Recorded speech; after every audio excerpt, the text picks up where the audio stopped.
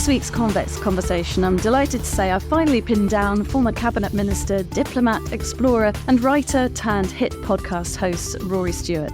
Rory spent a decade at the heart of government, going from a political outsider in 2010 to running for Prime Minister, before being sacked from a Conservative party he barely recognised, ironically whilst receiving GQ's Politician of the Year award. He was expelled from the Tory party by text for refusing to back Boris Johnson's Brexit strategy, having resigned as a cabinet minister as soon as Johnson became Prime Minister.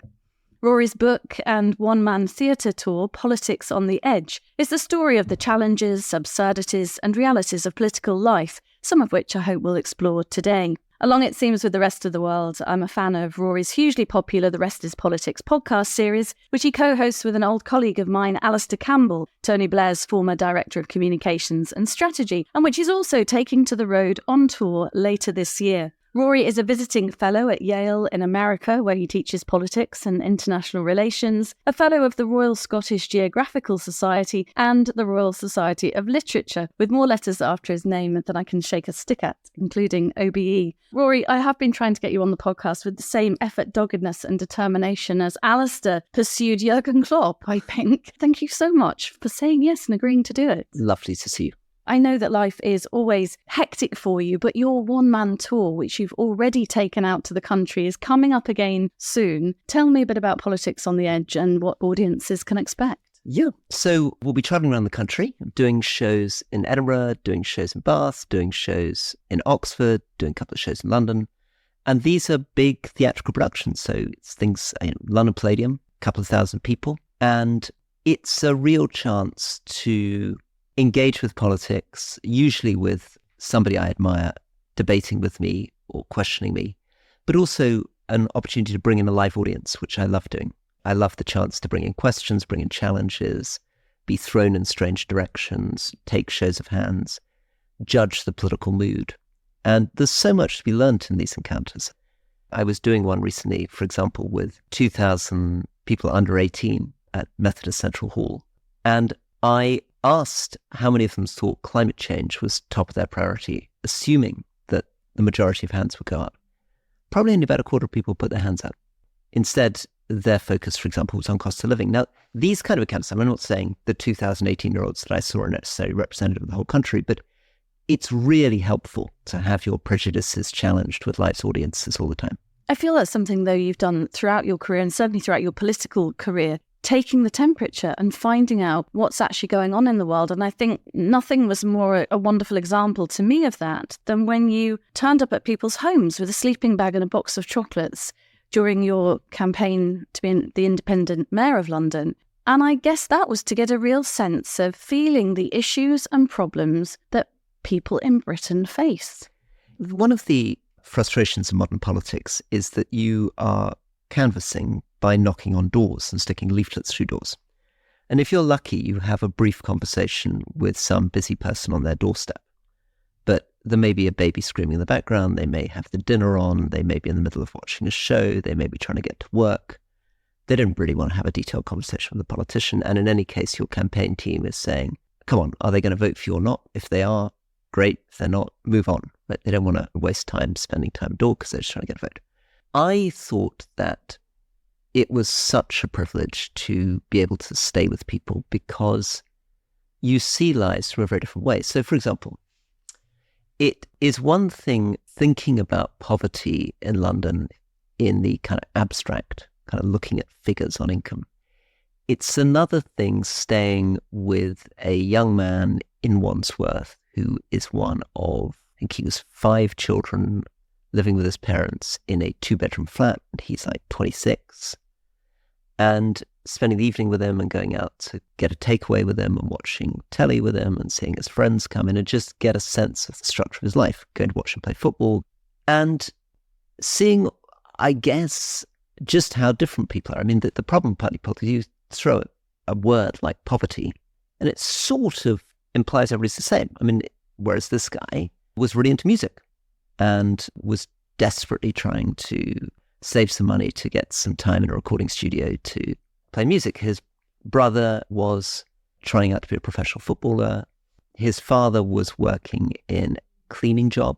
His mother too. he was sleeping on the sofa. I mean, I'm not explaining it very well, but night after night, these kinds of examples brought to life the texture of people's lives. And so it means that as a politician, when you see a policy, you can sort of say, well, how would that work for Mark?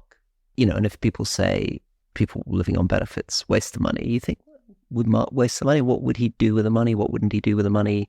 I think it's essential. I mean, it's very difficult to make sense of things unless I can feel it.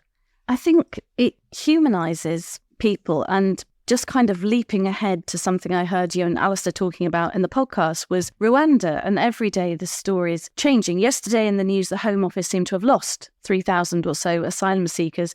Today we hear on the news that a volunteer is en route to Rwanda, and Labour are saying it's a political gimmick. I feel, Rory, in my life as a journalist and a northern lass, I voted for each of the three main parties in Britain at different stages of my life. I don't think this is a gimmick. It feels really distasteful to me, and it makes me feel that we've lost a sense of who people are. And I just wondered, I think Alastair said he felt it was cruel and ineffective, what you thought to it, and whether it's an example of how perhaps our politicians today are so far removed from the vast majority of lives in Britain. Well, I think a lot of these policies recently are cruel and ineffective. I mean, probably the most dramatic one is there was talk in Parliament a couple of weeks ago about fining homeless people £2,000. Oh, it's a completely sort of insane idea. What's the idea? The homeless person is going to go and ring up their private banker and kind of get £2,000. I mean, what happens if they don't pay? So that was the most dramatic example I saw recently of governments doing things extremely nasty, but also completely useless. But it's not nice, but you can see the point of doing something that's nasty that works. Or you can see the point of doing something that's well-meaning but doesn't work. But something that's nasty and doesn't work seems to be the kind of worst of all worlds. But it's part of the style of politics at the moment. And it's not necessarily that the politicians are out of touch. It's sometimes that they're in touch with a very particular voter base that they're trying to mobilize. So some of this stuff is simply appealing to a very tribal, right-wing populist edge of the Conservative Party. And some of these politicians have quite a good finger for that. I don't think the Rwanda policy is a bit of a disaster in every single way. But some of this stuff, some of the anti-immigration rhetoric, sometimes you see the stuff on climate. Boris Johnson was a kind of sort of evil genius on this stuff. I mean, occasionally it wasn't really that he was out of touch. In some ways he was, but in other ways, he was just brilliant at working a crowd, getting out on the ground. I was talking to a colleague today who remembers him at Billingsgate Fish Market, and Boris sort of put on a jacket, kissed a fish, had kind of 900 people around him in a second. I mean, it's really, there's a kind of skill there. It's the sort of skill of a stand-up comedian. It's the skill of a kind of entertainer. He's a TV celebrity, basically. And I think one of the problems with politics isn't really about what the politicians know. It's more about what they care about. Are they serious? Are they trying to do meaningful things? Or are they trying to chase headlines, pick up a bit of notoriety, get a bit of attention, which is a lot of what this is about. We interviewed an eminent, or very well-respected economist, Paul Johnson, who I'm sure you hear regularly on Radio 4 for the podcast. And I think it was then that it really struck me that even our economy is really a political football, because when there's an election coming up, when we're talking about things like tax cuts, I think when you were running for Prime Minister, you said we can't have tax cuts if we can't afford them. But of course, things become a vote winner. And I just thought, with an election looming now, whether you feel things are any better from the decade that you outline incredibly in your memoir, From Within, as you call it, on the front page in your book. No, I think things are worse. And it's the sort of worst of all worlds. There are silly, radical ideas, like the kind of ideas Liz Truss had as Prime Minister, which were completely irresponsible, not thought through, did enormous harm to the economy, the credibility of the country, the credibility of the government. Just silly, radical ideas. So in her case, she was going to create growth by kind of radical tax cuts or something. And then there's another problem, which is the sort of other side of the coin, which is complete inaction and inertia, which also doesn't really work because as you probably found interviewing Paul Johnson, there are some pretty serious problems in the economy. And sorting those things out, bringing growth, tackling productivity, it's not going to happen with business as usual. You would need real courage, and you would need, unfortunately, to have a lot of arguments with people and make yourself pretty unpopular with lots of different bits of society. And you'd probably have to take a lot of short-term pain. And my sense is that if the Conservative Party currently suffers from the sort of Liz Truss silly radical ideas problem, the Labour Party suffers, I fear, from a lack of ambition, a kind of, it'll all be fine. And of course it won't be fine. They'll take over a country that is bust. Public services we can't afford. And I don't think it's likely that they're going to have the sort of courage to do what needs to be done. So what is the answer? I suppose that's the $10 million question in a way, Rory, isn't it? We all love and care about Britain. And what is the answer so that we can get back on our feet and also tackle the poverty that I often hear Gordon Brown talking about? Okay, so the first thing is that nobody has any clear, easy answers. I mean, even Paul Johnson, who you interviewed and who I think is probably the cleverest, most effective communicator in economics in this country, can produce a theoretical answer. But it's not about theory, it's about what you can do and still get elected. And all these things are trade-offs. And the truth of the matter is a lot of these things are risk. You don't know whether they're going to work. I'd start probably with three things. I would start with planning reform. So I think it's a real problem that we can't build any infrastructure or housing in this country. It's kind of shocking how long it takes and how expensive it is to do. Look at this complete embarrassing mess that was HS2, which soared from 20 billion up to 100 billion. The second thing I think would be very helpful, just in a very simple way, is a bit of stability of government. Do with not having, 5 prime ministers in how many years, and we could do with not having, Grant Shapps having 5 cabinet jobs in a year. The third thing is I think we should rejoin the customs union immediately. I think it would be an incredibly strong, clear signal from the beginning that Britain was going to have a predictable economic course and people could invest. But even those things are not going to suddenly make the sunshine, because there are some things which are very, very difficult to say. I mean, sort of things which nobody is really able to say, because if you say them, it sounds so bleak. And one of those is that when the beginnings of the welfare state started with Lloyd George, there were 20 working people for every 1 retired person. There's now 2.5 working people for every 1 retired person. So there are fewer and fewer people paying for more and more people. And those more and more people are living longer and longer. And many people listening to this podcast will live well into their 90s.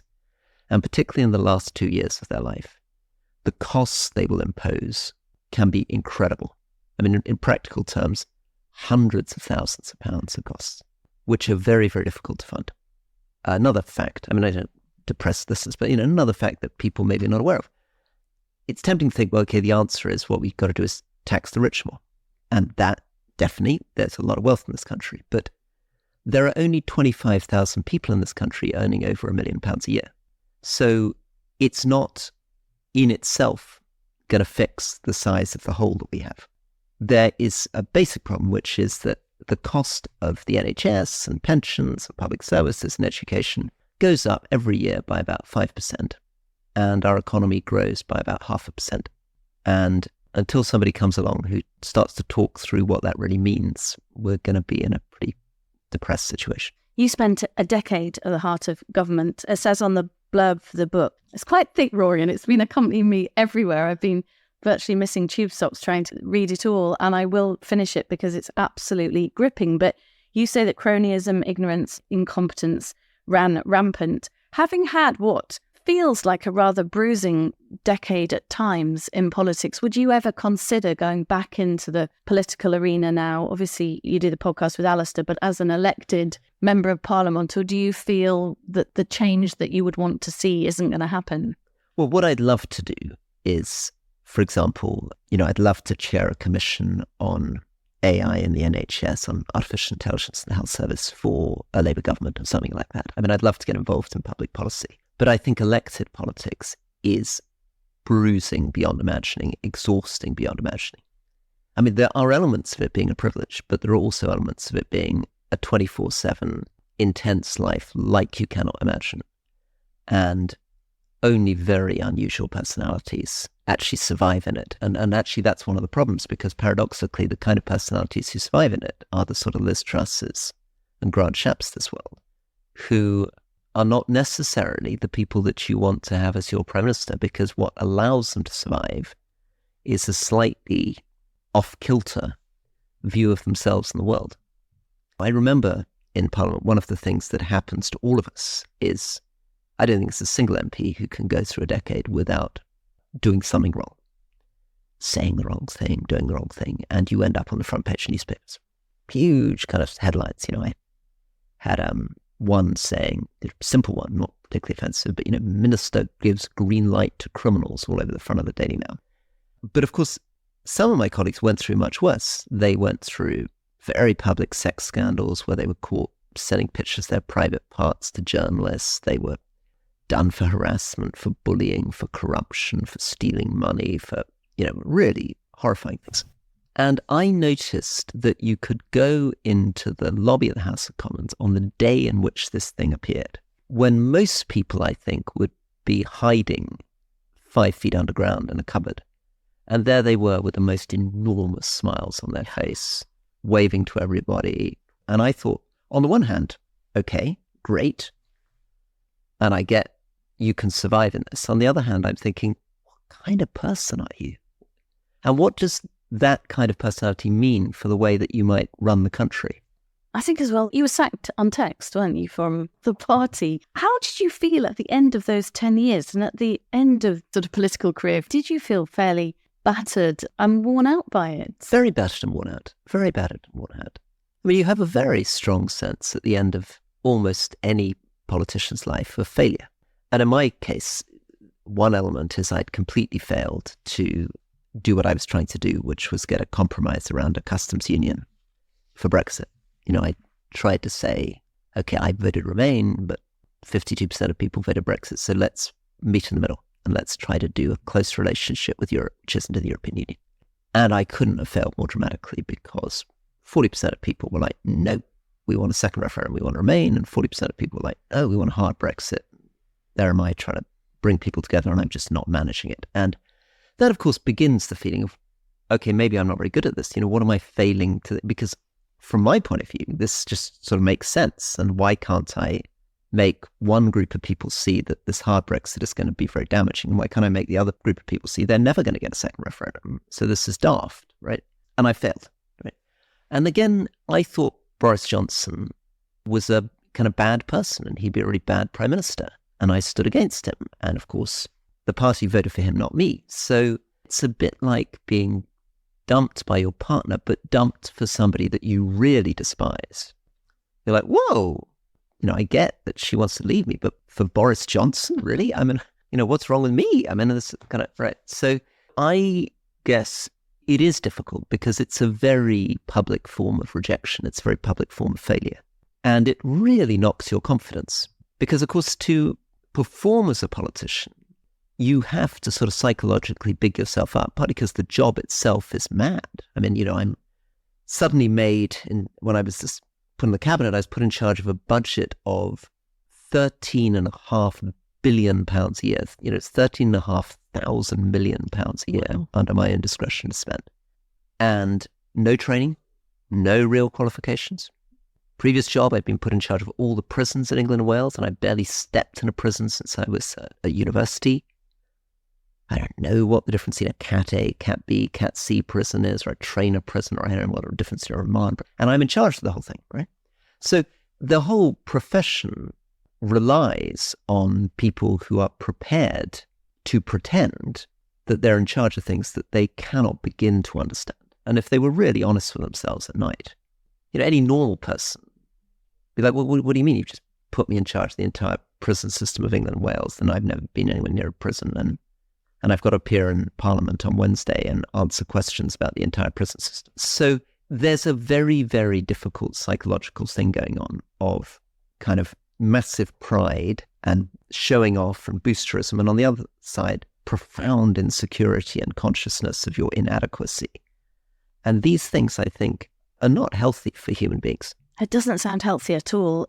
Your book, Politics on the Edges, 435 pages. When you go on the road, and I know there's a lot of communication with your audience and a lot of conversation on stage, but how do you manage to give a real sense of that in a short show, she says, in a 45-minute podcast episode? Yeah. So one thing is I would tell often relatively funny stories about, what it's like working with Boris Johnson, what it's like working with Liz Truss, what it feels like to go in to see Boris Johnson when I made a Foreign Office Minister.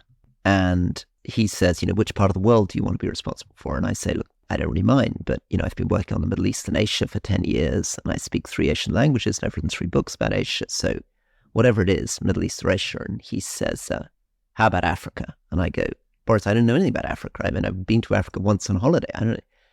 And he says, what's the capital of Uganda? And I say, I don't know what the capital of Uganda is. And he says, come on, Rory, it's Kampala. You've got the job. So I'm trying to use these kinds of stories to bring to life just how odd it is. Yeah. And I want our people to sense, because it really matters. This is our democracy. This is our government. These people are spending £1,000 billion a year, £1 trillion a year of our money. Spoil me with one more story like that. Liz Truss comes in to see me and she says to me, I want you to cut the budgets to national parks by 20%. And I say, Liz Truss, I think it's not going to save much money. Their budget's very small. It's going to make people very angry. I really wouldn't do it. So she says, okay, for you, Rory, cut them by 5%. So I said, well, if you're only cutting by 5%, I really wouldn't do it at all because you'll make people angry and you won't save any money. And she goes, okay, Rory, for you, don't cut them at all. And she leaves the room. And I'm just left there thinking, what manager in any normal walk of life would do that to you? How can they in 3 minutes go from, I want you to cut the budgets of all the national parks of the country by 20% to, we're not cutting them at all? Right? Where is the seriousness? Where's the sort of vision? What is she trying to do with the national parks? And the answer is she isn't trying to do anything with the national parks. She's just throwing out nonsense. I find it quite sad that when we look at the last photographs of the late Her Majesty the Queen, it was her welcoming Liz Truss as, I think, of the 44-day Prime Minister. And Paul Johnson also tells a lovely story. He was on a holiday in his swimming shorts somewhere glorious and hot and sunny, and he was phoned, I think, probably by the Mail for a quote about the economy after the hustings. And he said if Liz Truss gets in and if she does this to the economy, that it will crash the economy. And he woke up the next morning and he was the front page, a little misquoted as usual, but then the rest was sort of history. And it was such a ridiculous time. I wrote this down somewhere that I think we had 3 prime ministers and 3 chancellors alone in 2022. And Rory Bremner's a great friend of mine, and I gave him the idea to do a little 12 Days of Christmas, and he's done a very funny 12 Days of Christmas, which he'll have to do for you sometime, about all the number of prime ministers and chancellors. But I often see that picture of the late Queen and think, gosh, she did serve right till the very end. But how did Liz Truss get that honour of being with her? So how does she get it? She gets it because of the way the media works. She gets it because what she's very good at is generating mini headlines. Not big headlines, but endless media attention on Twitter, on TikTok, on Instagram, photographs in the Daily Telegraph. She's interesting to journalists. She was always worth journalists taking her out to lunch, and in return, they'd always quote her, and she was indiscreet and provocative. And you can see it now. She's just trying to sell her book, and she's just announced that she wants to abolish the United Nations. She's the Foreign Secretary, she wants to abolish the United Nations. What is she doing there? What she's doing is she's just trying to create a headline, sell her book. It's a mini version of what Donald Trump does all the time. What Donald Trump's worked out is the way to prosper in politics, to dominate the media. And he does it by just, he's just announced that he's going to sack half the Supreme Court, and he's going to get rid of the Department of Justice, and he's going to sack half the American civil service, and goodness knows what else, right? And he's produced the line, last time I was really nice, now no more Mr. Nice Guy. Right? And he knows what he's doing. And what's happening is they're getting elected not on the basis of their performance. And nobody's looking in detail, how did Liz Truss do as a minister? How did she perform as a Secretary of State? You're not promoting her to Prime Minister in the way that you might promote someone who worked for you in your local, restaurant. It's something else. And so that's your answer. She gets there because she's facilitated by us. She's a product of our culture. And that's social media a part of that as well? That's the more disturbing thing about it. It would be nice to think, here's this sort of strange, evil figure who sort of nefariously got there somehow. She got there because of our democratic systems. She got there because of our media. She got there because people voted for her. She got there because David Cameron promoted her, because Theresa May kept her in the cabinet, because Boris Johnson promoted her, because civil servants put up with it, the public put up with it. You're going to have a fascinating autumn because as the election, I don't think we've got a date yet, have we, for the election? As it draws closer, you and Alastair Campbell are heading off on the road. You're on the road more than the Stones, I think, quite frankly, at the minute. But you're filling venues like the O2 with your own show based on The Rest is Politics, your lovely podcast series. What's in store and how reactive can you be to the daily headlines and what's going on? Is the timing of this... Yeah. So it's designed to run into the election. So it's a pre-election tour. So people who've managed to get tickets for the O2 show, and actually there are a few tickets now just been released again, will hear us react just days before the general election, but also stepping back a bit and trying to tell the bigger historical stories, put it in context. The key to these shows is, firstly, that Alastair and I are on different political sides. He's Labour and Conservative, and we disagree agreeably. And the second is we try to get the balance between gossipy, up-to-date insider news on the one hand and bigger looks at explaining what's happening on the other. You disagree agreeably, but so much so that I've heard people in very well-respected circles say that if it were possible, that they'd like you to run the country. What really comes through on your podcast, which I love, as you say, you are, perhaps opposite sides of the political divide, but it's common sense and it's informed and it's sensible, which seems to be something that's largely been missing. I just wondered, could you ever see a kind of new political movement coming from this? Because a lot of people I know have stopped watching the news, but they listen to you and Alastair on the podcast. I think there's something in it and there's a limit to it. I think that there's something in it in the sense that at our best, what we bring is two quite different personalities and ways of looking at the world, which I think work fruitfully together. It's a good pairing, and I think it would be really fun to run something with him. On the other hand, politics is a very different game. It's a very tribal game. It's all about a first-past-the-post election system. It's about how the Labour Party works. It's how the Conservative Party works. Deep institutions. It's not really a field where you just get to turn up and say, well, Alastair and I run a good podcast saying, I'd like to be running the country, please. Do you enjoy doing it with him? I do, very much. I was here in your living room, as you know, sitting under the wonderful, huge olive tree that you bought on a bit of a whim, your wife tells me, recording a podcast with Shoshana, who's now the president of Turquoise Mountain, which is a wonderful charity that you actually started helping craftspeople and artisans in countries like Afghanistan with the difficulties of surviving often in war-torn countries. Shoshana made me promise I'd ask to hear your version of how that charity came about. Yeah, thank you. Well, and I'd also encourage listeners to the podcast to listen to the interview with my much better half, with Shoshana, which you've already put out, to talk about this. But this is the charity that the idea of it came from the Prince of Wales, who's now the king. And he got in touch with me to say, would I go out to Afghanistan and look at traditional crafts, which he'd heard were very, very beautiful, but were also in danger. And I turned up and I found that this was true. There were these incredible woodworkers. We're talking in front of a table made by Afghan woodworkers. But the man who made this table, when I met him, was selling fruit in the market, and he was in his 70s, and he had no students to whom he could pass on his skills. So the first thing was to try to collect these older men and women before they died, and to find students to come behind them. The second thing we did is we worked to restore the center of the old city of Kabul, the sort of historic center of the city. Very difficult to describe, but think of a very traditional sort of Central Asian, Middle Eastern city of courtyard houses with beautiful carved wooden columns and hidden internal courtyard gardens, and these very high walls, beautiful plasterwork. But it had all been hit by rocket fire, by civil war. There were people living under blankets in houses with no ceilings, and we went into what was really a place with the garbage 7 feet deep in the streets, with no sewerage, no water supply, no electricity, with no primary school, no clinic. It was one of the poorest places on earth. Adult life expectancy about 37, 1 in 5 children dying before they were 5.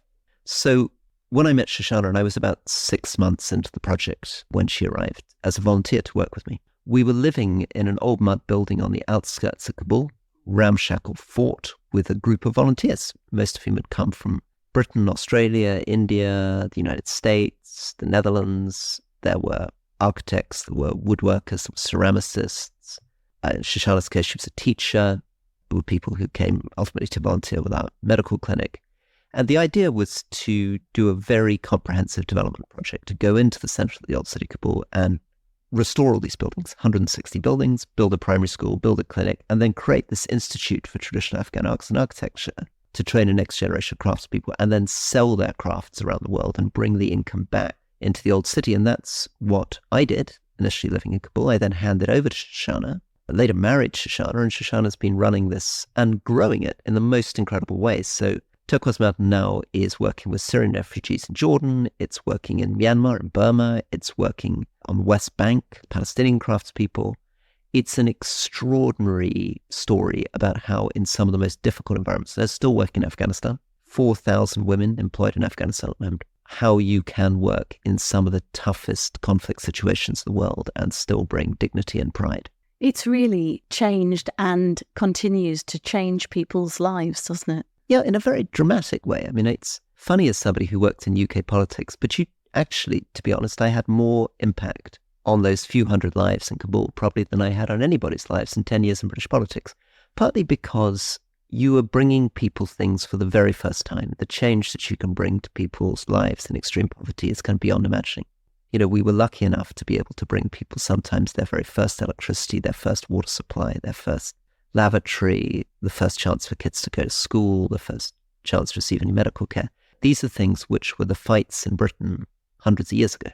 They're not fights of politics today. You had experience of that part of the world because you'd spent, I think, a couple of years walking alone across Afghanistan and Iran, I think, and perhaps some of the stands. What was behind that adventure and where does your spirit for exploring come from, Rory? Well, you're right.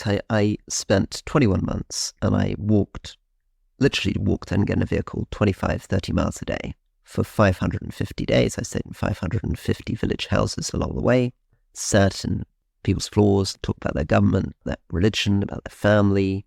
I covered these extraordinary landscapes. I mean, there was literally a line of footprints stretching for 6,000 miles. And it was very, very important for me, very important because it shifted so fundamentally my sense of different people's lives. I mean, in central Afghanistan, you stay with people, some of the very poorest people in the world, but in other ways, their lives were incredibly admirable.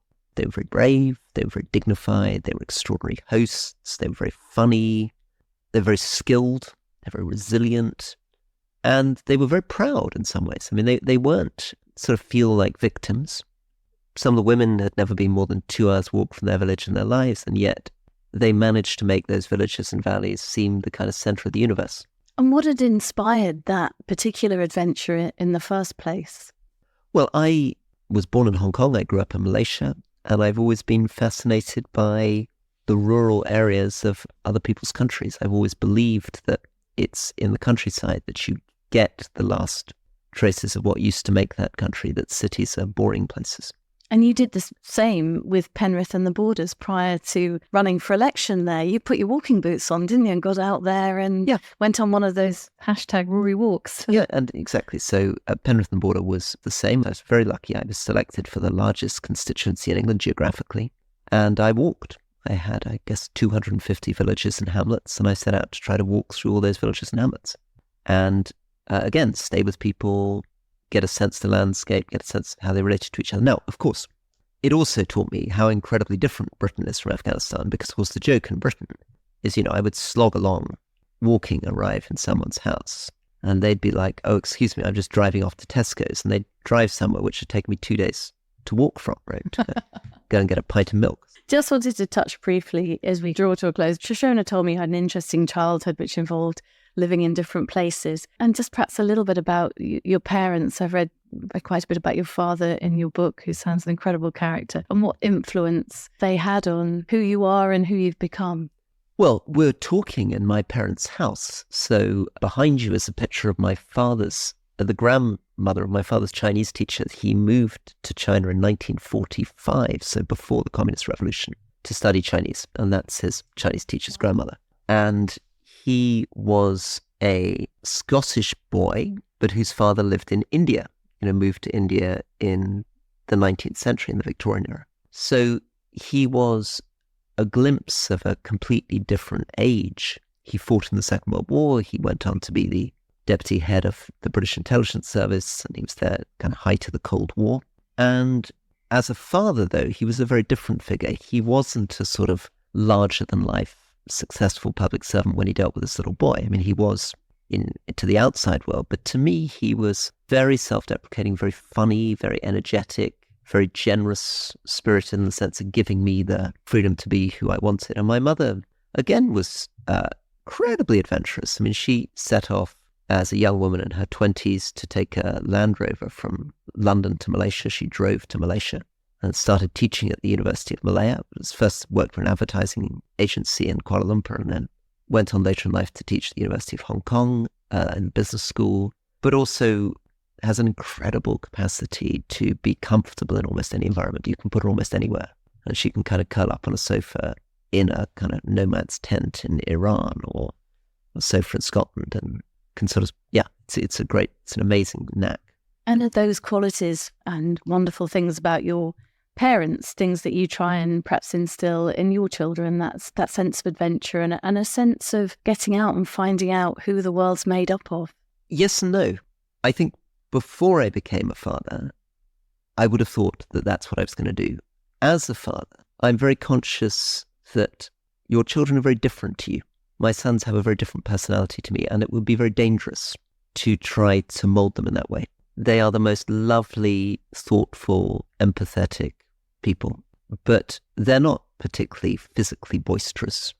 They don't particularly like heights. I remember at 8 being transfixed in a raft on a jungle river by seeing a tiger floating down the river towards me. I'm not sure my son's really into that in the same way. And I think it's important to try to learn to give them space and not try to sort of impose my own background, which was very, very military. I was the 4th generation of my family to be in the army, on children who are the brightest, kindest, most lovely people in the world, but are never, as far as I can tell, going to become army officers and wouldn't remotely have the personalities to wish to be. I'm sure their life is made up of a rich tapestry of all sorts of things, and a lot of you and Shoshana in there, she says, looking at the beautiful tapestry behind you. We've ended every podcast, Rory, in this season asking just about risk, actually, and I just wondered what you would say is the biggest risk that you've ever taken in life. It's very difficult. I'm an inveterate risk taker. You're talking to someone who walked across Afghanistan and served in Iraq and gives up jobs very easily. With times in my life where every couple of years I just try something else, do something else.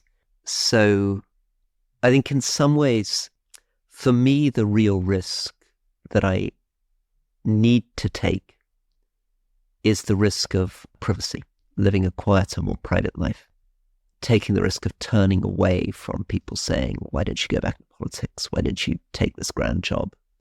And saying, I don't need to respond to the idea that, come on, Rory, you're only 50, you've got 2 more enormous careers in front of you.